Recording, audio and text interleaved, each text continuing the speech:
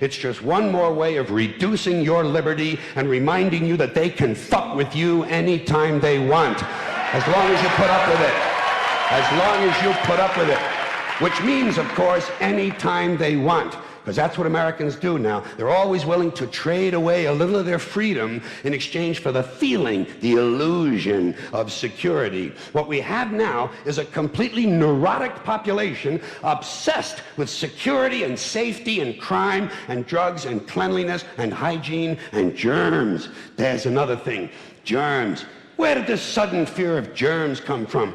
In this country. Have you noticed this? The media constantly running stories about all the latest infections, salmonella, E. coli, hantavirus, bird flu, and Americans they panic easily, so now everybody's running around scrubbing this and spraying that and overcooking their food and repeatedly washing their hands, trying to avoid all contact with germs. It's ridiculous, and it goes to ridiculous lengths. In prisons, before they give you a lethal injection, they swab your arm with alcohol.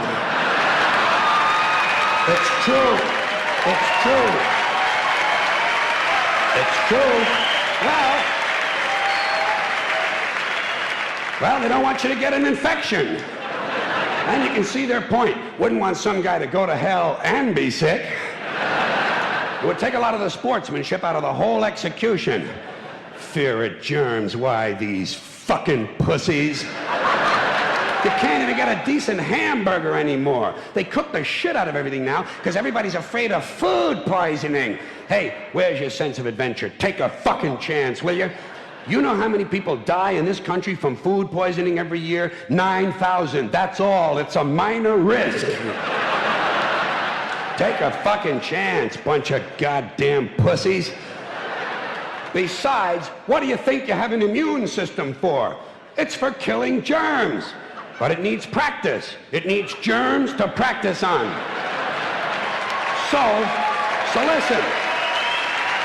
listen. If you kill all the germs around you and live a completely sterile life, then when germs do come along, you're not going to be prepared. And never mind ordinary germs, what are you going to do when some super virus comes along that turns your vital organs into liquid shit? I'll tell you what you're going to do. You're going to get sick, you're going to die, and you're going to deserve it because you're fucking weak and you got a fucking weak immune system. Now, God damn it. Hey. All right. Let me tell you a true story about immunization, okay? When I was a little boy in New York City in the 1940s, we swam in the Hudson River, and it was filled with raw sewage, okay? We swam in raw sewage, you know, to cool off. And at that time, the big fear was polio. Thousands of kids died from polio every year. But you know something? In my neighborhood, no one ever got polio. No one, ever. You know why? Because we swam in raw sewage. It strengthened our immune systems. The polio never had a prayer. We were tempered in raw shit. So personally, I never take any special precautions against germs. I don't shy away from people who sneeze and cough. I don't wipe off the telephone. I don't cover the toilet seat. And if I drop food on the floor, I pick it up and eat it. I eat it. Yes, I do. Even if I'm at a sidewalk cafe in Calcutta, the poor section, on New Year's morning during a soccer riot. And you know something? In spite of all that so-called risky behavior, I never get infections. I don't get them. I don't get colds. I don't get flu. I don't get headaches. I don't get upset stomachs. And you know why? Because I got a good, strong immune system, and it gets a lot of practice. My immune system is equipped with the biological equivalent of fully automatic military assault rifles with night vision and laser scopes. And we have recently acquired phosphorus grenades, cluster bombs, and anti-personnel fragmentation mines. So, when my white blood cells are on patrol, reconnoitering my bloodstream, seeking out strangers and other undesirables, if they see any suspicious-looking germs of any kind, they don't fuck around.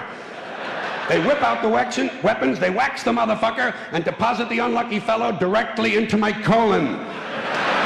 Into my colon. There's no nonsense. There's no Miranda warning. There's none of that 3 strikes and you're out shit.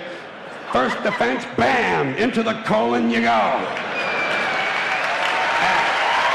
Yeah, hey. Oh. And speaking of my colon, I want you to know I don't automatically wash my hands every time I go to the bathroom, okay? Can you deal with that? Sometimes I do, sometimes I don't. You know when I wash my hands? When I shit on them. That's the only time. And you know how often that happens? Tops, 2, 3 times a week, tops. Maybe a little more frequently over the holidays, you know what I mean? And I'll tell you something else, my well-scrubbed friends. You don't always need a shower every day. Did you know that? It's overkill. Unless you work out or work outdoors or for some reason come in intimate contact with huge amounts of filth and garbage every day, you don't always need a shower. All you really need to do is to wash the 4 key areas. Armpits, asshole, crotch, and teeth. Got that? Armpits, asshole, crotch, and teeth. In fact, you can save yourself a whole lot of time if you simply use the same brush on all 4 areas.